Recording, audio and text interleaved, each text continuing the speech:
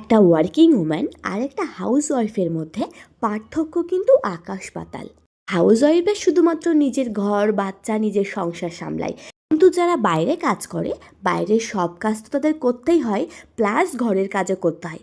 এই যেমন দেখো, সন্ধেবেলা আমি ফিরেছি 7টার সময়, তারপর চলে গেছিলাম বাজারে, নিজে হাতে নিজের পছন্দ মতো বাজার করে এসেছি। ওর হাজব্যান্ড ছোটবেলা থেকেই বাইরে বাইরে মানুষ, তাই এসব বাজার করা বা সাংসারিক কোনো কাজকর্ম ও ভালো মতো জানে না। তাই বাজার করা, জল আনা বা কোনো কিছু কেনাকাটা হোক না কেন, সবসময় ওর পাশে থেকে আমাকে সেটা করতে হয়।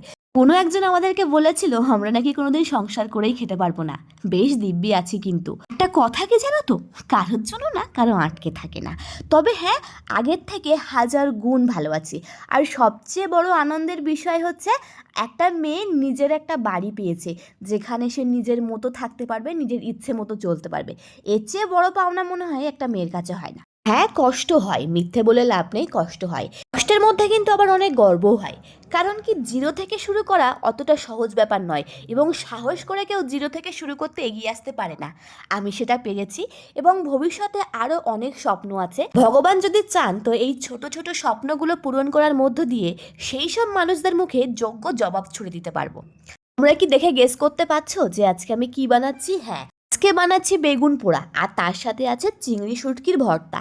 এই শুটকি মাছের গন্ধটা না আমার এত যে ভালো লাগে, তোমাদেরকে আমি বলেই বোঝাতে পারবো না। ছোটো থেকেই কিন্তু আমি কোনোদিন শুটকি মাছ খাইনি। তো কথা বলতে বলতে শুটকি মাছ কাটা বাছা রেডি হয়ে গেছে, আর আমার এখানে বেগুন পোড়াও রেডি। তো ভিডিওটা কেমন লাগলো অবশ্যই জানিও।